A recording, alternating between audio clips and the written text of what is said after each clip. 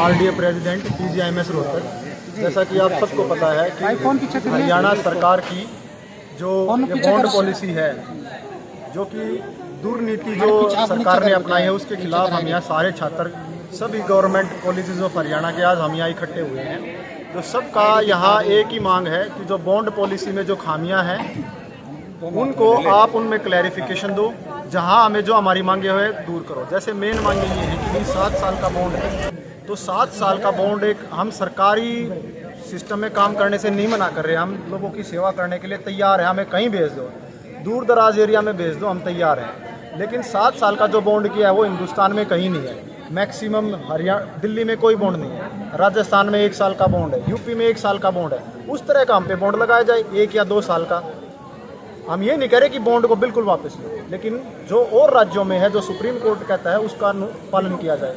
दूसरी बात है बॉन्ड की राशि, जो कि सरकार ने 36 लाख के आसपास रखी है।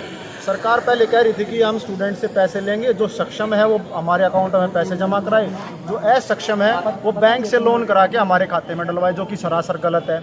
एक तो सरकार कहती है कि बेटी बचाओ बेटी पढ़ाओ, दूसरी साइड जनता से पैसे खींचने का काम करती है, जो सरासर गलत है। और इसी की वजह से आज हम इस सरकार के खिलाफ यहाँ एकजुट हुए हैं, और ये इसी सरकार की दी हुई ताकत है जो हम यहाँ लोग और आप लोगों के सामने हम यहाँ खड़े हैं। आगे क्या रणनीति? तीसरी बात, पहले थोड़ा मैं एक तीसरा पॉइंट और क्लियर कर देना चाहता हूँ कि बॉन्ड कब लागू होगा, डिग्री मिलने के बाद कितनी समय के बाद सरकार नौकरी देगी, कितने लोगों को देगी, किस प्रकार की नौकरी देगी, और कब वहाँ से फ्री देगी करेगी, सरकार ने ऐसा कुछ भी स्पष्ट नहीं किया है, जो कि इस पॉलिसी से असमंजस की स्थिति पैदा कर दी है बच्चों में कि वो आगे क्या करेंगे। 2 महीने बाद जो नौकरी नहीं मिली, 6 महीने घर तक वेट थोड़ी करेगा कोई। आगे की रणनीति ये है कि आज आप यहाँ सबका इकट्ठा होने का ये मतलब था कि अगर पुलिस प्रशासन, हमारा एक शांति मार्च भी है, बिल्कुल शांति मार्च करेंगे। हमारी यहाँ 50 मेंबर्स की डिसिप्लिनरी कमेटी है, 2 ड्रोन्स, पूरी जो हमारी मीटिंग है उसको सारे जो ड्रोन्स हैं उनके थ्रू निगरानी हो रही है। सारे बच्चे कोर्ट में बैठे हुए हैं, अपने वाइट कोर्ट में, कोई भी असामाजिक तत्वों की यहाँ एंट्री नहीं है। उसकी वीडियोग्राफी हमारे पास रियल टाइम वीडियोग्राफी है, और प्रशासन ने अगर बच्चों के साथ कोई भी बर्बरता करने की कोशिश की तो हम उसी थाने का घेराव करेंगे। और इस सरकार ने अगर हमारे ऊपर इल्ज़ाम लगाने की और हमें बदनाम करने की कोशिश करी तो अगर ज़रूरत पड़ी तो हम कठोर से कदम उठा के, और हो सकता है कि हम अपनी सर्विसेज भी देनी बंद कर दें। जिस तरह से दीप प्रज्वलित किया है और उसके बाद आपके समर्थन में काफ़ी लोग भी आए हैं, कौन कौन आपके साथ आए हैं दीप प्रज्वलित करके? हमारे साथ पहली बात तो पूरा रोहतक खड़ा है, पूरे हरियाणा के मेडिकल कॉलेजेस खड़े हैं, और साथ में एक फोर्डा हमारी एसोसिएशन है डॉक्टर्स की, वो खड़ी है, फाइमा खड़ी है, एम्स आरडीए खड़ी है, और हमारे साथ ये कोई राजनीतिक मंच नहीं है। कल को पता चला आपने कॉन्ट्रेक्चुअल एम्प्लॉयमेंट किसी मिशन के अंदर, प्रोजेक्ट के अंदर 50,000 रुपए की जॉब दे दी और उसको नाम भी जॉब कर दे दिया। आप स्पष्ट कीजिए उसको किस तरह की जॉब दी जाएगी, जॉब का नेचर क्या होगा, बेनिफिट्स अलाउंसेस क्या होंगे उस जॉब के। इसके बाद सबसे महत्वपूर्ण सवाल, डिग्री खत्म होने के बाद में कितने समय अंतराल के अंदर आप विद्यार्थी को जॉब दे देंगे? आपके लिए वो स्टूडेंट 5 साल थोड़ी बैठा रहेगा, 2 साल थोड़ी बैठा रहेगा, या तो वो प्राइवेट करेगा या फिर वो अपनी डिग्री उठाएगा। आपको जिस तरह की हमारी मांग ली है, आप ये बात क्लियर कीजिए हमें कि कितने समय के बाद उसको विद्यार्थी को जॉब आप देंगे।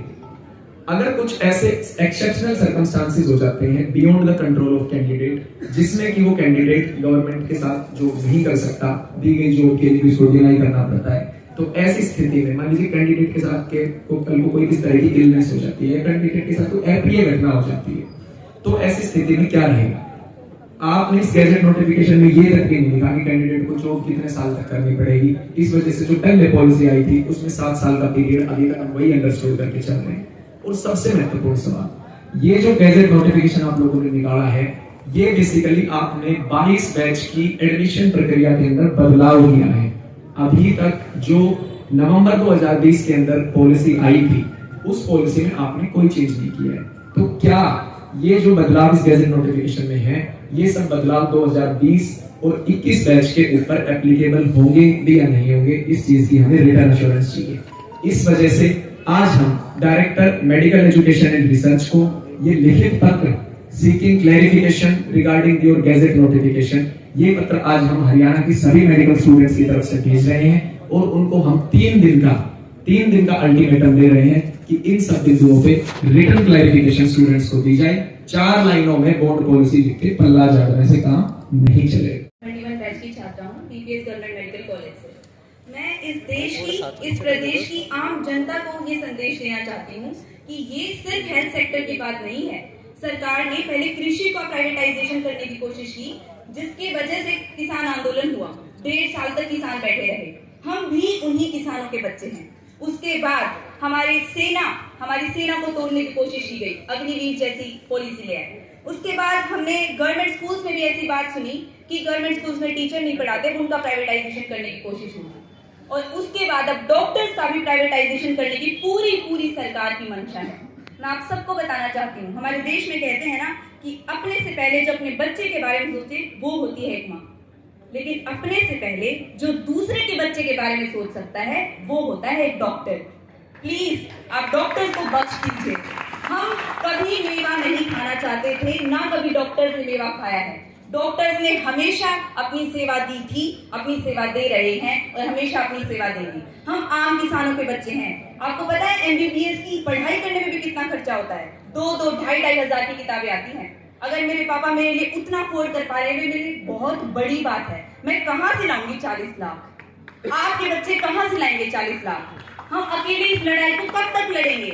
हम अकेले इस सरकार से कब तक लड़ते रहेंगे? हमें आपका साथ चाहिए। हम आप ही के बच्चे हैं, हम उन्हीं किसानों के बच्चे हैं जो 1.5 साल तक वहां बॉर्डर पर बैठे रहे थे। हमें आपका साथ चाहिए। Please help us. Khan Mewati government medical college का छात्र हूँ। मैं ये कहना चाहूंगा कि माननीय मुख्यमंत्री श्री मनोहर लाल खट्टर ने जो ये छात्र विरोधी नीति हम पर डालने का काम किया, इसका अंजाम अच्छा बिल्कुल नहीं हुआ। ये हम अगर वो हमसे सेवा का भाव अगर एक्सपेक्ट करते हैं तो हम भी एक्सपेक्ट करेंगे कि पॉलिसी हमारे हिसाब से बनाई गई। इसका मतलब ये नहीं है कि 40 लाख रुपए हम पे थोप दिए, वो पॉलिसी नहीं है। हम पे एक तरीके से वो कहते हैं कि लोन थोपने का काम किया, इसको हम सारी उम्र ढोकते रहेंगे।